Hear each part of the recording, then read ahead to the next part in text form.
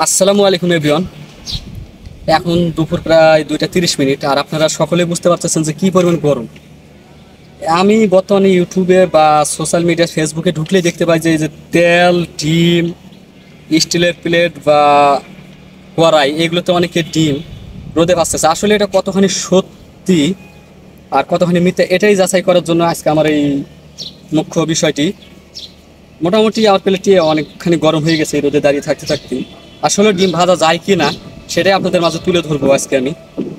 আর যারা আমার পেজটি এখনও ফলো করেননি অবশ্যই ফলো করে রাখবেন।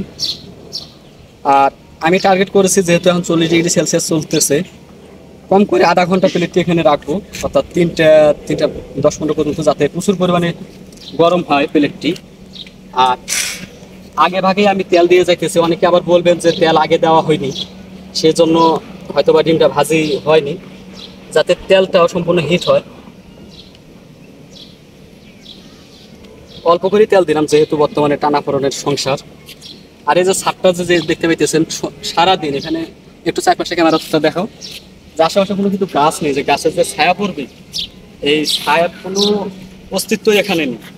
অর্থাৎ সম্পূর্ণ রোদটি সকাল থেকে, অর্থাৎ সকাল যে 7টা 7:30 যে রোদটা ওঠে, তখন থেকে যে রোদটা ছাদে পড়ে, ওই তাপটা দালানটা তো শোষণ করতেছে, অর্থাৎ নিচ থেকেও এখন তাপ উঠবে।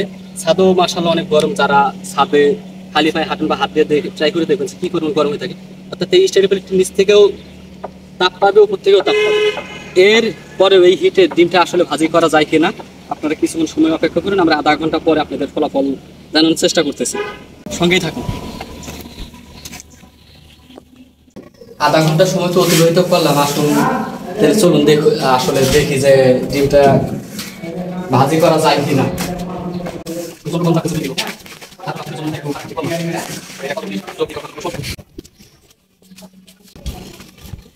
ডিমটা ছায়ের মধ্যে রেখে গেছিলাম যাতে নষ্ট না হয়।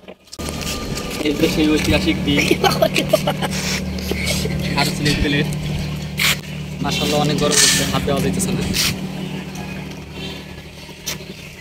তেল দিছিলাম তো, দেখি এখন ট্রায়াল দিয়ে দেখি যে আসলে ডিমের কি হাল।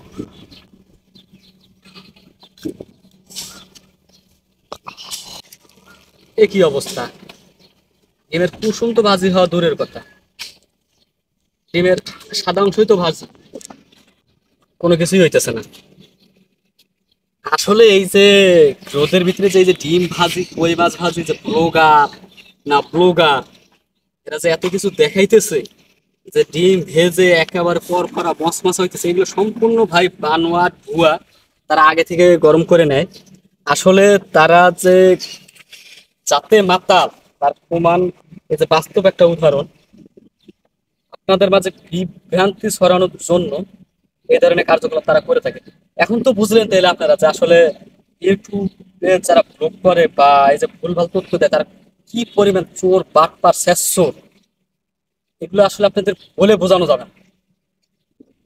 এদের মতো অমানুষ আসলে হয় কিনা, বাংলার বুকে আছে কিনা, আর একেবারে আমি কি বলবো আপনাদের ভাষায়, আমার মুখে কত অনেক গালিগালাজ আসতেছে। আসলে এগুলো সোশ্যাল মিডিয়ায় বলা যাবে না। কি কিচ্ছু না। বর্তমানে 41 ডিগ্রি সেলসিয়াস তাপমাত্রা চলতেছে ভাই আমাদের এই সাভার এরিয়া। আমি বছরে যেখানে আছি প্রায় 41 ডিগ্রি সেলসিয়াস তাপমাত্রা। ডিমের তো আপনার যে সাদা যে যে যে যে যে অংশটুকু আছে, এইটা তো অন্তত পক্ষে ইয়া হবে। এগুলো সম্পূর্ণ ভাই বানোয়াট, ভিত্তিহীন, একবারে ভিত্তিহীন। ওরাই ভাই সুখে থাকুক। আর সব থেকে একটা বড় কথা ভাই, আমি আপনাদের মাঝে বলি, আমি খাদ্য কখনো অপচয় করি না। প্লেটটা একটু পরিষ্কার আগে করে নিছিলাম, একটু ধুলাবালি পড়েছে, এখন এটা বাসায় নিয়ে গিয়ে আমি এই যে খেয়ে ফেলবো।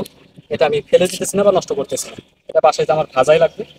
এখানে আমি কিছু তেলও অপচয় করছি, প্লাস একটা ডিমের দামও বর্তমান বাজার মূল্য 10 টাকা। ধন্যবাদ সবাইকে। আপনারা আপনাদের সামনে যে যে প্রমাণটা তুলে ধরলাম, যদি ন্যূনতম ভালো লেগে থাকে শেয়ার করে দিবেন। আসলে এটা আপনারা শেয়ার করে অন্যদের জানানোর চেষ্টা করবেন যে আসলে এগুলো সম্পূর্ণ বিভ্রান্ত সৃষ্টি করে তারা, এগুলো সম্পূর্ণ মিথ্যা বানোয়াট। ধন্যবাদ সবাইকে।